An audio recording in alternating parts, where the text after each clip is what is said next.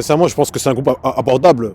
Moi, je pense que le Congo a toutes ses chances de passer dans ce groupe-là. Maintenant, il faut qu'ils soient organisés parce que actuellement, l'équipe congolaise n'est pas très régulière. Ils sont irréguliers. Quand on voit en phase de poule ce qu'ils font pour la CAN 2021, 2-2 avec la Gambie, alors que normalement, ils devraient battre la Gambie. 0-0 avec le Gabon à domicile. Donc, moi, je pense sincèrement qu'ils doivent apprendre à être réguliers. S'ils sont réguliers, peut-être qu'ils auront des chances de passer dans le groupe J. Donc, là où il y a le Madagascar, le Bénin et la Tanzanie.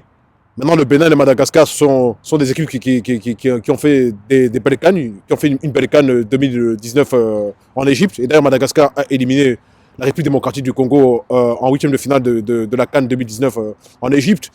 Donc l'équipe de Madagascar est à prendre très au sérieux. Et le Bénin a éliminé le Maroc. Donc le Bénin aussi, c'est une équipe à prendre très au sérieux. Ce n'est pas une équipe facile. Le Bénin et Madagascar sont des équipes à prendre très au sérieux. Et s'ils s'organisent bien, s'ils ont une stabilité dans le groupe, il faudra donc battre le Madagascar et le Bénin. S'ils battent Madagascar et Bénin, ils auront des chances de finir premier. Maintenant, s'ils n'arrivent pas à battre le Madagascar et le Bénin, et s'ils restent irréguliers, ils peuvent aussi passer à la trappe dans ce groupe-là. Donc voilà, c'est un groupe équilibré, c'est un groupe où tout le monde a sa chance. Voilà. Mais si la RDC veut finir première de ce groupe, elle doit gagner contre le Madagascar et le Bénin, et il faut qu'elle soit régulière. Il faut qu'elle arrête de faire des résultats médiocres, comme le résultat qu'elle a fait contre la Gambie, donc 2-2. Il faudra qu'elle gagne contre le Madagascar et contre le Bénin, et qu'elle hausse son niveau de jeu, et qu'elle soit régulière. Voilà.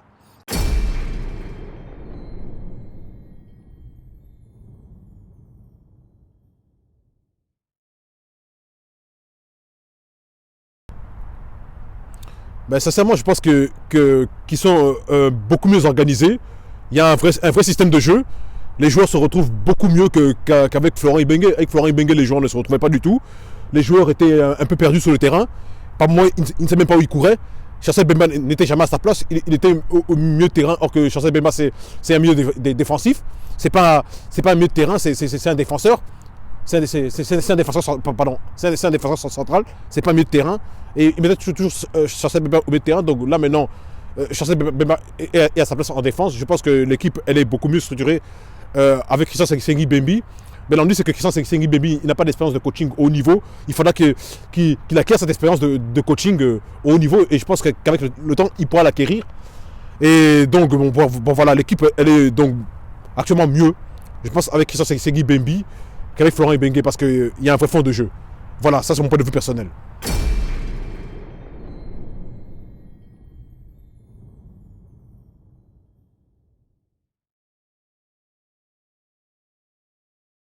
Ça dépend de comment ils seront organisés. Ça dépend aussi des moyens que la fédération va mettre aussi. Ça dépend aussi de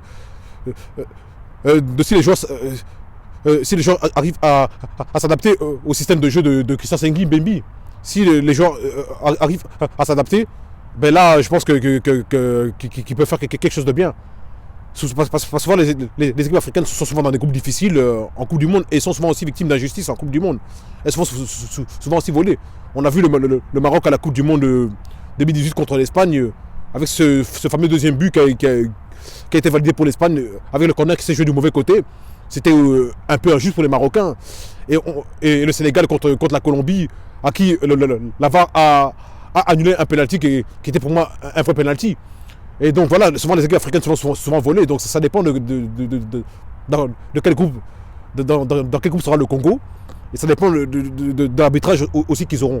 Bon, le Sénégal en Coupe du Monde 2002, sous sa première participation, a passé le premier tour, ils ont aussi battu la France. Donc on espère aussi que la RDC fasse aussi la même chose, fasse aussi des miracles aussi s'ils se qualifient pour la Coupe du Monde 2022. Déjà pour se qualifier pour la Coupe du Monde 2022, ça va être très difficile. Faut pas se mentir parce que l'équipe n'est pas régulière. Donc s'ils y arrivent, je pense qu'ils peuvent être plus forts. Maintenant, un petit clin d'œil, s'ils tombent en barrage comme la Tunisie, ça serait marrant quoi. Pour mes amis tunisiens.